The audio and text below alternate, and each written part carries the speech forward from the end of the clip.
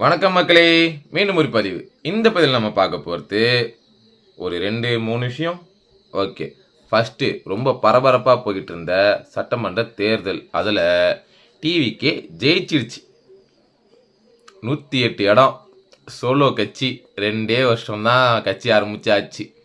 ஆனால் அவங்க வெற்றி. 108 இடம், அதுவும் தனியாக எதிர்கட்சியில் நின்று அந்த டீம் வந்துட்டு பார்த்தீங்கன்னா கிட்டத்தட்ட ஒரு 30-40 கட்சிங்க ஒன்று சேர்ந்து எடுக்க முடியாத வாக்கு வித்தியாசத்தில் டிவிக்கு வந்துட்டு அச்சு நவுத்தி தூக்கின்னு போய் மேலே எங்கேயோ போயிடுச்சு.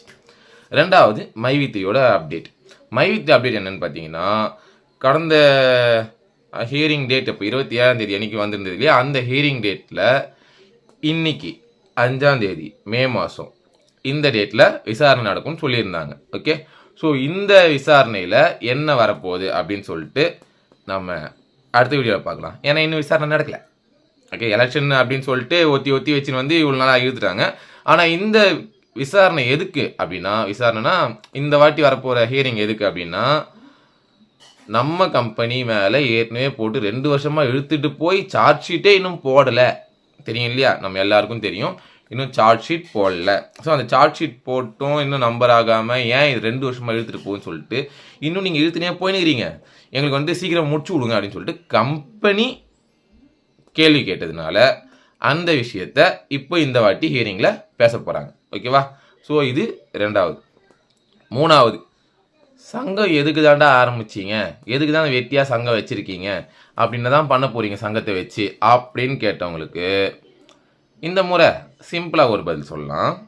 என்னென்னா, ஏன்னா நிறைய பேருக்கு இருக்குது, நம்ம வந்துட்டு மைத்திரியோட உண்மையான தன்மை எது, அப்புறம் இந்த விஷயத்தில் நம்ம நம்பலாமா வேணாவா, தப்பாக யார் பேசுகிறாங்க அவங்களாம் எடுத்து நிறைய நம்ம வீடியோ போட்டிருந்தோம். அப்படி தான் நம்ம ஸ்டார்ட் பண்ணோம். பட் சங்கமாக உருவாக்குறதுக்கு காரணம் நம்மளுக்கு ஒரு பவர் வேணும் அப்படின்றது தான்.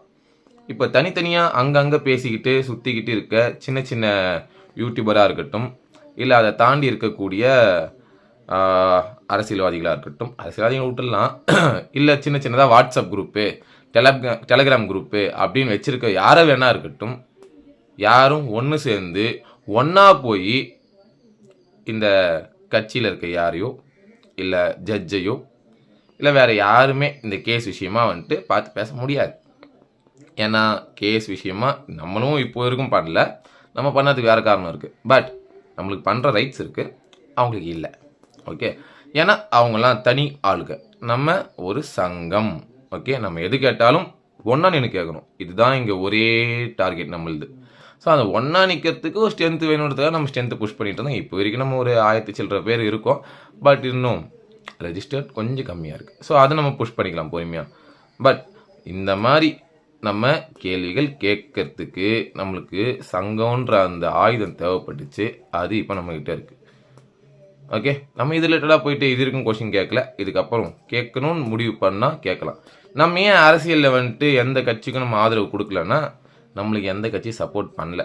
ஓகே, அண்ட் நம்மளுக்கு பிரச்சனையே கட்சியால் தான். அதனால் நம்ம யாருக்கும் ஆதரவு கொடுக்கல. ரைட்டாக இந்த இடம் தெரியுதா தெளிவா? இதுதான் வண்டி ஆக்சிடென்ட் ஆச்சுன்னு சொன்னேன்ல, லாரியில் ஆக்சிடென்ட்டு.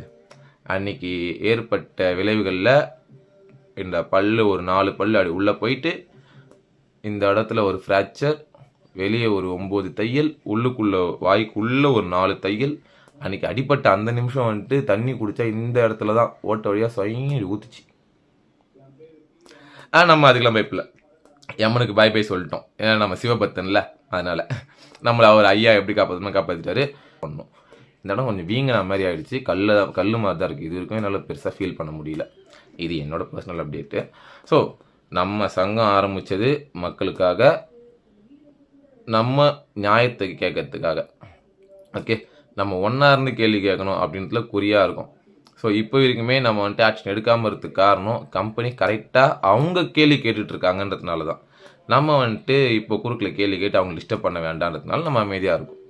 நம்ம கட்சிக்கு ஆதரவு கொடுக்காததுக்கு காரணம் நம்மளுக்கு எந்த கட்சி சப்போர்ட் பண்ணல, அண்ட் ஆட்சிக்கு யார் வருவாங்கன்னு தெரில. இப்போ ஆட்சிக்கு வந்துட்டாங்கல்ல, புது கட்சி தானே. இதுக்கப்புறம் நம்ம ஆட்டம் ஆரம்பிக்கிறோம். ஸோ உங்களோட ஆதரவோட நாம் எங்கெங்கே யார்கிட்ட பேசணுமோ அது விரைவில் இல்லை, கொஞ்சம் தள்ளி தான். ஓகே, ஃபஸ்ட்டு சீட்டில் உட்காரட்டும், யார் கூட கூட்டணி வைக்கிறாங்கன்றலாம் பார்ப்போம். ஏன்னா 108 தொகுதி தான்ப்பா வந்திருக்காங்க. ஸோ அதனால் 108 தொகுதியில் இன்னும் 10 வேணும். இவ்வளோ தூரம் அடித்தவங்களால அந்த 10 மிஸ் ஆயிடுச்சு பத்தியா. அந்த 10ல் தான் வந்துட்டு இப்போ பிரச்சனையே. இந்த 10 வந்துட்டு யார்கிட்ட வந்து தூக்க போகிறாங்க, எப்படி எடுக்க போகிறாங்க, ஒன்றும் தெரில. இதில் சூரியன் மறைஞ்சிச்சு, ரெட்டலை உதுத்துச்சு, மாம்பழம் கருகிச்சு. நம்ம வயிற்றுனாலும் மாம்பழம் கருகிச்சு.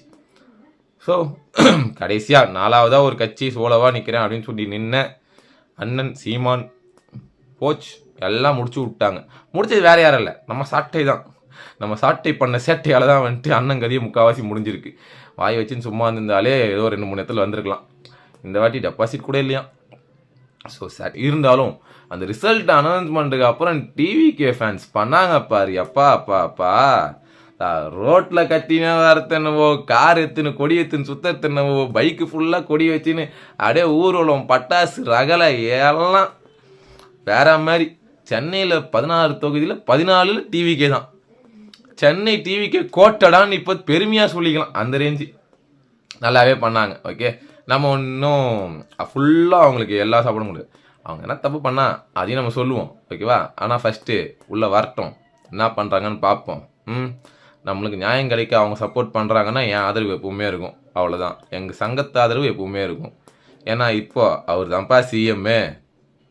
சிஎம்க்கு ஆதரவு கொடுக்காம இருக்க முடியுமா? சிஎம் எடுத்து பேச முடியுமா?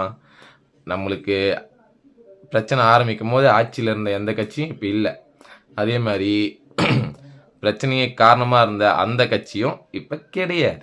அப்படின்றப்போ இந்த கட்சி அவங்க கூட கூட்டணிக்கு போச்சுன்னா மட்டும் நம்ம கொஞ்சம் ஜாக்கிரதையாக இருக்கணும். மிச்சப்படி நோ ப்ராப்ளம். எப்படி இருந்தாலும் போயிட்டு காலில் விழுந்து எனக்கு கூட்டணியில் சேர்த்துக்குங்கன்னு சொல்லிட்டு கதறுவானுங்க, அது மட்டும் தெரியும்.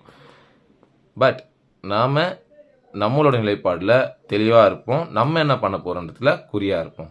ஓகே மக்களே, எனக்கு ஒர்க்குக்கு டைம் ஆகுது, நான் கிளம்புறேன். நன்றி, வரேன்.